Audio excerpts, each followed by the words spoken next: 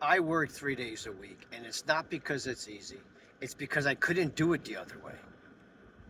I currently work 3 days a week, Tuesday, Wednesdays, and Thursdays. And in those 3 days, I clean 55 pools. Okay. On Tuesday, I do 23 pools. Wednesday, I do 11. And I do 21 pools on Tuesday. Okay. And I used to work 5 to 6 days a week. I used to do repairs. Okay. I was, basically wake up 5 or 6 o'clock in the morning, do my route, and then go take care of, plumbing issue, motor. And my body was telling me that you can't do this permanently at this pace. So I decided to change it up. I decided that I was going to take control of my time the best I could. So I took a step back and I said, you know what, if my schedule 6 days a week is completely allocated to pools, and if something happens to me physically or I get into a car accident, and I said, I need to get investments. I need to have, real estate, dividend stocks, something else that doesn't require me to physically be there. And I knew I couldn't use my brain power to even research this stuff if I was doing 6 days a week. So I said, the first thing I'm doing is I'm cutting off repairs. The time for repairs are very unpredictable. Okay. So you can go for a motor and if everything runs smoothly, it could be a 30 to 40 minute job, but it also could be something that if you're not prepared and not equipped, it ends up taking a half a day.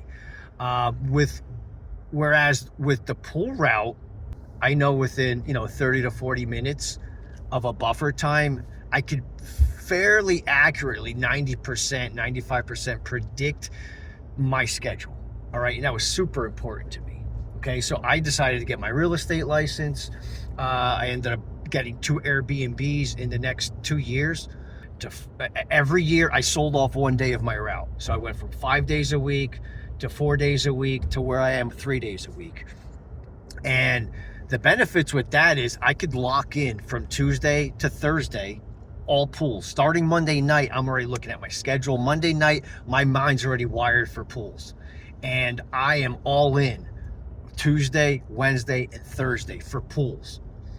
And then Friday, Saturday, Sunday, and Monday, that gives me the time and the mental bandwidth to actually go look for alternative investments.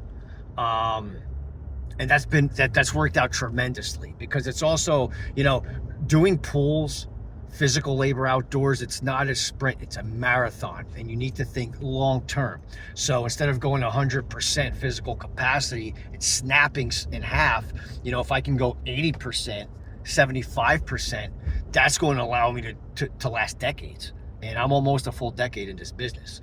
Other issue that's very important to me is I have 2 boys, right? I have currently a 12 and a 16-year-old boy. And I want to be there to actually raise them. I enjoy picking them up from school, both of them. I enjoy taking them to their boxing, judo, jiu-jitsu. They're 5 days a week. They're all in. I'm trying to develop them. I want to be there for that. And I want them to be very productive members of society when they're older. I don't want them living in my house forever. And I don't want them, just kind of like, not maximizing their potential. I take that very serious. And I said, you know what? I get one shot. I get one shot to raise my kids. There's no rewind. There's no playback. And I want to make sure that I do this the best that I can, be the best father I can. And that's a conflict of interest. If I'm trying to be the best businessman and making $200,000, $300,000, $400,000 a year, which is absolutely doable in this, and try to be the best father, something's going to give, something's going to lack. So I made a conscious decision that, you know what, I'll push my earning years and my, where I could do whatever I want into my 50s. And up until then, I'm going to raise my boys. I'm going to be all in raising my boys. Everything in life is a trade-off. I've realized that. There is no better or good, or this is the best decision. It's like, what type of challenges, issues, or problems are you willing to deal with this decision, right? with any decision. And the biggest trade-off is that initial shock of income. You know, my income, my monthly revenue is half of what it used to be. And I did make up for that revenue, that loss of revenue, with the Airbnbs. So it's not a complete wash. You know, instead of physically working when it's raining and inhaling the chemicals, the acid, the chlorine, instead of brushing down the walls, I'm still responding to, you know, to messages all the time. I'm making sure that the cleaning lady has the schedule.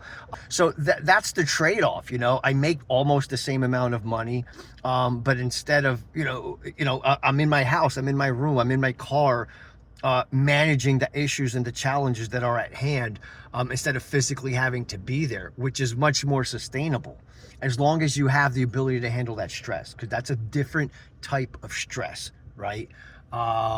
Dealing with people complaining.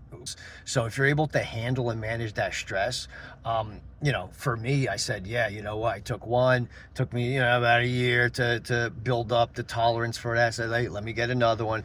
But yeah, that's the biggest trade-off. It's the income, it's that lack of income. But I knew that ahead of time. I knew I was going to make less money, and I knew that I now have time, with now working 3 days a week instead of 5 or 6, that I have those additional days that I am out hunting. I'm serious about it, and I'm always looking for the next opportunities that come.